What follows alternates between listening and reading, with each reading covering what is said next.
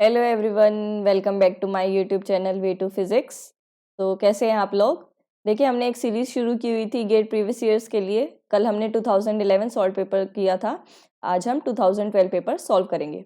Okay, so let's start the part 1 here. From here in with this we will be doing from first to 15, right? So let's start. Question number 1. Identify the correct statement for following vectors a equals to 3i cap plus 2j cap and b equals to I plus 2j cap. A and b vectors are linearly independent, a and b are linearly dependent and a and b are orthogonal and a and b are normalized. अब देखो, ये चार options है और चारों अलग अलग है ना। तो अब देखो, ये दोनों जो हमारे इंडिपेंडेंट और डिपेंडेंट होते हैं, ये हम कैसे आइडेंटिफाई करते हैं। ये हम आइडेंटिफाई करते हैं डिटर्मिनेंट के बेस पे। अगर हमारा determinant equals not equal to zero है तो वो हमारा इंडिपेंडेंट है, और अगर वो जीरो है तो इसका मतलब वो डिपेंडेंट है। डिपेंडेंट क्या होते हैं, मतलब किसी की फॉर्म में आते हैं कि आप ए में ऐसा कुछ करें जो वो बी के इक्वल बन जाए। ठीक है, तो ये हमारे ऐसे डिपेंडेंट और इंडिपेंडेंट वेक्टर फॉर्म करते हैं। और ऑर्थोगोनल, देखो ऑर्थोगोनल में हमारे ब्रैकेट फॉर्म में भी हम यूज करते हैं A B that will be equal to zero, right. So also A dot B equal to zero for orthogonal. और नॉर्मलाइज जब होते हैं जब हमारे पास मैग्नीट्यूड 1 के इक्वल आता है, या फिर आप उसको बोलते हैं स्क्वायर इंटीग्रल जो आता है उसका। ठीक है, ये आपका 1 के इक्वल आना चाहिए, राइट। तो देखो, अब हम करते हैं मैट्रिक्स की फॉर्म में। पहले हम डिटरमिनेंट कैलकुलेट करते हैं। ओके, 3 2 रो में लिखते हैं 1 and 2 I plus 2j cap, right? This is the coefficients. Now finding the determinant 3 into 2 minus 2 into 1, that will be 4, which is not equal to 0. That means linearly dependent, right? अभी देखो, ये वाले क्या थे उस टाइम पे, तब ये एक ही सिलेक्शन, एक ही ऑप्शन सही होता था। ठीक है, बट अभी क्या है, हमारे पास मल्टीपल सिलेक्ट भी आने लगे हैं, राइट। तो हमें मतलब पूरा चेक करके रखना पड़ेगा कि कौन सा है कौन सा नहीं है। ठीक है, तो वो करते रहिएगा। अभी देखो, मैंने बता दिया ए डॉट बी जीरो आएगा और ये चीज जीरो आएगा, राइट। नेक्स्ट क्वेश्चन करते हैं। Two uniform thin rods of equal length L and masses m1 and m2 are joined together along the length.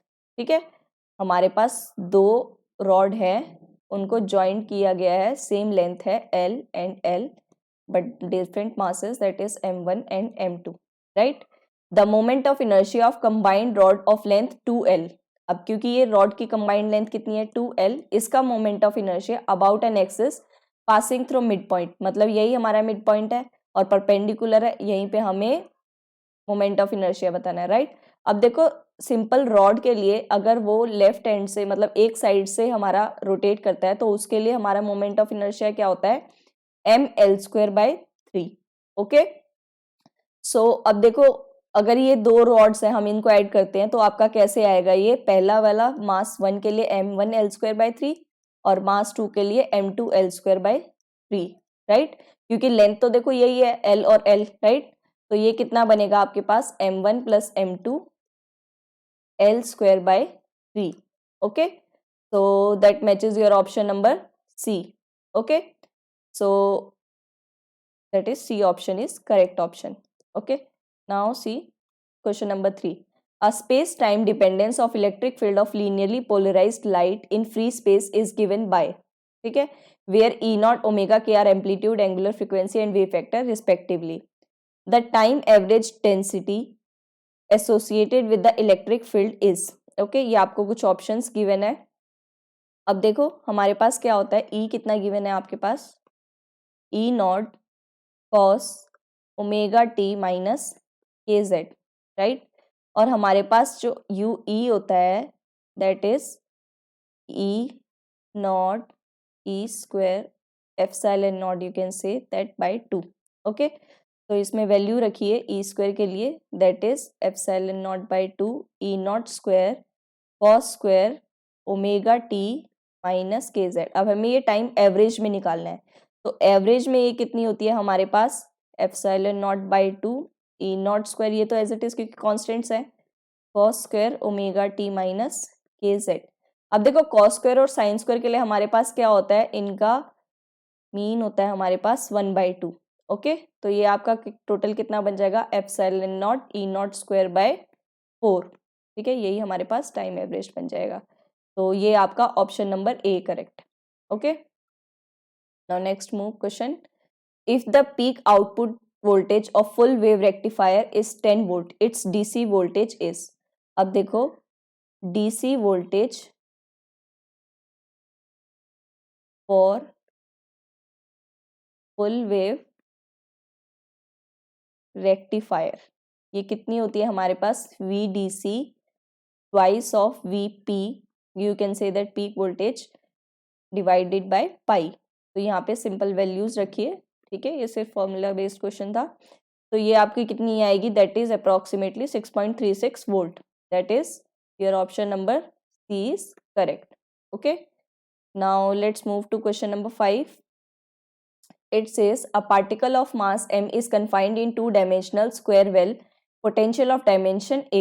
This potential Vxy is given by। अब ये देखो हमें दो डायमेंशन में दी हुई है पोटेंशियल, और ये कौन सा है हमारा, सिमेट्री वाला है, ठीक है, लेकिन हमारे पास एनर्जी सिमेट्री और एसिमेट्री दोनों के लिए सेम होती है, n square pi square h cut square by twice m मास और ये विड्थ स्क्वायर।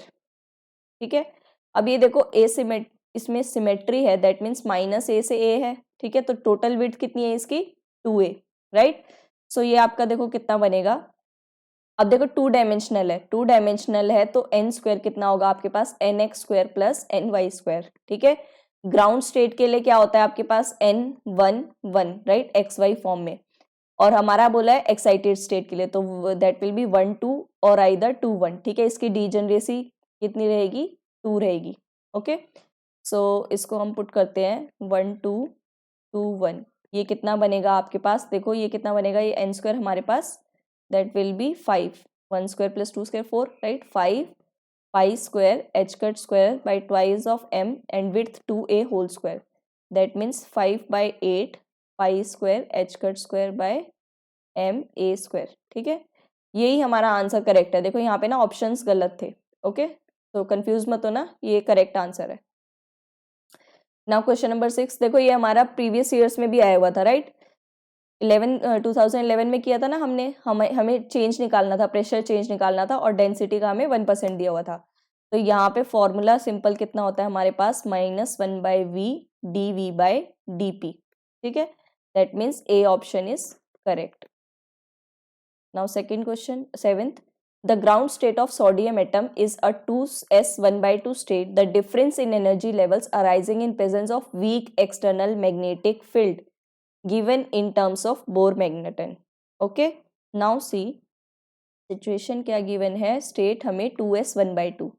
अब ये कितना होता है 2s+1 Lj, ये फॉर्म होती है हमारे पास। अब आपको 2s+1 कितना दिया है 2, that means s is what, that is half. Okay, so s half है, l कितना है 0, क्योंकि s p d, l कितना होता है 0 1 2। ओके, और j हमें कितना गिवन है 1/2। ठीक है, ये स्टेट्स है हमारी, वीक मैग्नेटिक फील्ड है। अब देखो इसमें हमारे पास क्या होता है, जब हमारी एनर्जी वीक मैग्नेटिक फील्ड में कितना होता है, देखो ये हमने भी पिछले क्वेश्चन में भी किया था ना, पिछले पेपर में 2j+1 लेवल्स में स्प्लिट होता है राइट। सो जब हमारे पास ये एनर्जी लेवल्स में स्प्लिट होता है और एनर्जी कितनी आती है, ये होते हैं हमारे नंबर ऑफ लेवल्स, एनर्जी होती है हमारे पास -g mu B j dot B magnetic field के साथ। ठीक है, अब ये देखो डॉट है तो इसका मतलब ये कितना आएगा आपके पास जे बी कॉस थीटा, और j कॉस थीटा, देखो जो हम वो कोनिक वाला वो करते हैं वहां से j कॉस थीटा, ये कितना आएगा आपका mj। ठीक है, तो ये बनेगा और b। ठीक है, तो अब देखो mj, अब अगर आपके पास j क्या है 1/2 है, तो mj कितना आएगा आपके पास, दैट विल बी -1/2 एंड 1/2। ठीक है, और g क्या है हमारे पास, गायरोमैग्नेटिक रेशियो, इसका फॉर्मूला होता है हमारे पास 1 + l+1 that sorry j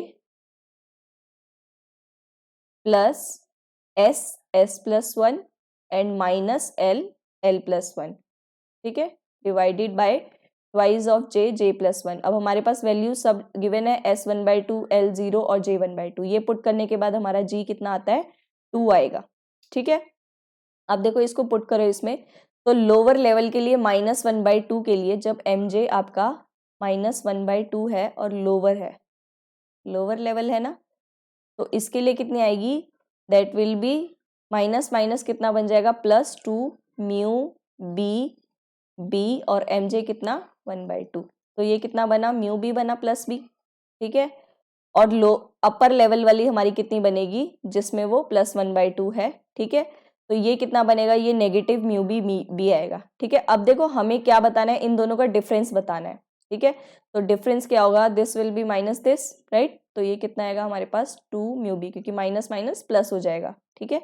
2 mu B, मतलब कि बी ऑप्शन आपका करेक्ट है, okay. Now see next question, question number 8। For an ideal Fermi gas in 3 dimension, the electron velocity Vf at Fermi space is related to electron concentration Ns, and these are the following options. Okay? अब देखो हमारे पास formula क्या होता है, मैं आपको कुछ general formulas बताती हूँ ताकि आप कंफ्यूज ना हो, राइट। डेंसिटी ऑफ स्टेट जब हमें पूछा जाता है तो वो फर्मी लेवल के d/2 - 1 डायरेक्टली प्रोपोर्शनल होता है, ठीक है। और फर्मी लेवल हमारा n 2/d, d क्या है यहाँ पे आपका, डायमेंशन, ठीक है। क्योंकि अभी ये क्वेश्चन कैसा है हमारा, 3 डायमेंशन के लिए पूछा है। अब या तो टू डायमेंशन लो या 1 डायमेंशन लो, जस्ट आपको डी की वैल्यू पुट करनी है और आप कैलकुलेट कर लेंगे, ठीक है। एंड एन, अब देखो क्योंकि ये ई एफ इसका एन से है तो ये कितना हो जाएगा, d/2 पे होगा, ठीक है। और के एफ हमारा एन के डायरेक्टली प्रोपोर्शनल होता है, के F in the form D, ठीक है। और वी एफ होता है हमारे पास एन 1/d, ठीक है। मतलब के एफ और वी इसको भी लिख सकते हो ना कि के एफ आपका कितना होगा, एन के 1/d के प्रोपोर्शनल होगा, ठीक है। अब देखो ये कैसे पता लगा सकते हो, ई एफ है हमारे पास, ये क्या होता है, pf²/2m होता है ना। और पी एफ हमारे पास होता है h कट के एफ और ऑल्सो एम वी एफ, ठीक है। ये हो गए हमारे पास। अब फर्दर आपको ई एफ हमारे पास क्या होता है, के एफ टी एफ, ये भी होता है, ठीक है। तो हम इन्हीं सब फॉर्मूलाज से, देखो ये सिंपल फॉर्मूलाज ही हैं, इन्हीं सब फॉर्मूला से हम ये कैलकुलेट कर सकते हैं, ठीक है। अब हमें पूछा है वेलोसिटी और एन के उसमें इलेक्ट्रॉन कंसंट्रेशन के, तो डायमेंशन कितनी है 3, तो यहाँ पे डी में 3 पुट कर दीजिए, तो ये कितना आ जाएगा, v f is directly proportional to n 1/3, ठीक है। जब भी डायरेक्टली प्रोपोर्शनल वाले हैं वो तो यहीं से हो जाएंगे, बाकी फॉर्मूले के लिए तो देखो याद करना ही पड़ेगा, ठीक है। तो इसमें हमारा कौन सा ऑप्शन है, ये डी ऑप्शन करेक्ट है, ओके। अब देखो नेक्स्ट क्वेश्चन देखते हैं, question number 9। Which of one of the following set corresponds to fundamental particles, ठीक है। फंडामेंटल पार्टिकल्स देखो, प्रोटॉन तो हमारे पास क्या है, फंडामेंटल नहीं है ना। हमारे पास है फंडामेंटल इलेक्ट्रॉन, फोटोन, ये तो डेफिनेटली हमारे क्या है, फंडामेंटल पार्टिकल्स है। अब दूसरे देखते हैं हम, न्यूट्रिनो, ये भी हमारे पास फंडामेंटल पार्टिकल्स है। न्यूट्रॉन नहीं है, प्रोटॉन न्यूट्रॉन हमारे फंडामेंटल पार्टिकल्स में नहीं आते हैं, ठीक है, ये याद रखिएगा। और एंटी न्यूट्रिनोज जो होते हैं वो हमारे एलिमेंट्री पार्टिकल्स में, फर्दर इनके एंटी न्यूट्रिनोज होते हैं। क्वार्क और मेसोन्स देखो दोनों हमारा उसमें आता है ना। तो ये आपका सी ऑप्शन करेक्ट है, okay. Now see question number 10। In case of Geiger Muller counter which one of the following statement is correct, right. ये तो देखो डायरेक्ट फैक्ट बेस्ड है, that is A option is your correct option here, which says multiplication factor of detector is of order 10⁻10. Okay. Now question number 11. A plane electromagnetic wave traveling in free space is incident normally on a glass plate of refractive index this if there is no absorption by glass reflectivity. ठीक है। अब देखो क्या है आपके पास, free space में normally glass plate पे वो इंसिडेंट, ठीक है, इंसिडेंट नॉर्मली इंसिडेंट हुई है, ओके। अब देखो क्या बोल रहे हैं कि यहाँ पे आपका एब्जॉर्प्शन नहीं है, राइट, दैट मीन्स ट्रांसमिशन आपका 0 है। और हमें पता है R+T हमारा कितना आता है, 1 आता है ना। अब अगर आपके पास ट्रांसमिशन 0 है क्योंकि एब्जॉर्प्शन नहीं है, तो रिफ्लेक्टिविटी कितना है, और रिफ्लेक्टिविटी के लिए हमारे पास रिफ्रैक्टिव इंडेक्स के फॉर्मूला भी होता है n1 minus n2 upon n1 plus n2, जहाँ पे ये हमारे पास n1 और ये n2 मीडियम होते हैं होल स्क्वायर। ठीक है, अब देखो ये हमारा किससे आ रहा है, फ्री स्पेस से आ रहा है, तो ये हमारा 1 माइनस ये कितना गिवन है 3/2, दिस विल बी, ठीक है। अब इसको सॉल्व करने के बाद हमारा ये कितना बनता है, that will be your 1/25। Okay, अब हमें ऑप्शंस किस में, परसेंटेज में गिवन है, तो इसको 100 से मल्टीप्लाई कर देंगे, that will be our 4% is correct option. Okay, that means A option is correct one. Now 12th question, a germanium semiconductor is dropped with acceptor impurity concentration of 10 raised to power 15 atoms per centimeter cube for the given hole mobility of 1800 centimeter square per volt second. The resistivity of this material is, अब देखो given क्या क्या है हमें, impurity concentration given है, ठीक है, that will B n 10 raised to power 15 atoms पर सेंटीमीटर क्यूब, और मोबिलिटी गिवन है, कितनी गिवन है हमारे पास 1800 सेंटीमीटर स्क्वायर पर वोल्ट सेकेंड। ठीक है, और हमें निकालनी है रेजिस्टिविटी। ठीक है, हमारे पास फॉर्मूला होता है sigma n e mu, right, और रेजिस्टिविटी क्या होती है हमारी 1/सिग्मा क्या होता है, मतलब 1/रो और 1/सिग ये होता है हमारे पास। ठीक है, तो अगर हमें सिग्मा रो निकालनी है तो वो हम 1/सिग्मा कर देते हैं values, that will be n e mu. ये वैल्यूज रख दीजिए, देखिए 10 रेज टू पावर 15, ई की वैल्यू कितनी होती है 1.6 into 10 raise to power -19 into 1800। ठीक है, तो इसे सॉल्व करने के बाद कितना आएगा आपके पास 3.472 ohm centimetre, that will be your C option is correct option. Okay, now see next question 13th, a classical gas of molecules each of mass m is in thermal equilibrium at absolute temperature. The velocity components of molecules along Cartesian axis are. ठीक है, अब देखो ये kinetic theory of gases से हमारा concept है, हमें given क्या है Vx plus v y whole square की मीन वैल्यू निकालनी है। अब हमें पता है equipartition theorem, right, equipartition theorem क्या बोलती है, that says for each quadratic terms, quadratic terms के लिए हमारी एनर्जी कितनी आती है के हाफ के बी टी। ओके, अब देखिए ये हम इसको ओपन कर सकते हैं ना a plus b whole square से, that means a square plus b square plus twice of v x into v y. अब हमारे पास क्वाड्रेटिक टर्म्स के लिए तो हाफ के बी टी आती है, बट जो हमारे पास सिंपल वाले होते हैं इनके लिए मतलब वी एक्स, इसको हम कैसे लिख सकते हैं, देखो twice of v x into v y, यही होगा ना हमारे पास, फर्दर वी वाई स्क्वायर, इसको और फर्दर हम चेंज कर देते हैं वी एक्स स्क्वायर। ठीक है, अब इसके लिए आपकी कितनी आ जाएगी हाफ के बी टी, हाफ के बी टी के बी टी टोटल, राइट। ठीक है, और ये कितना होगा हमारे इसके लिए 0, तो ये के बी टी हमारे पास एनर्जी के फॉर्म में आई है, और हमें निकालना कैसे, देखो ऑप्शंस में कैसे है के बी टी बाय एम में, तो ये कितना होता है आपके पास k B T by m, that means your option number A is correct one. Okay, now see 14th question.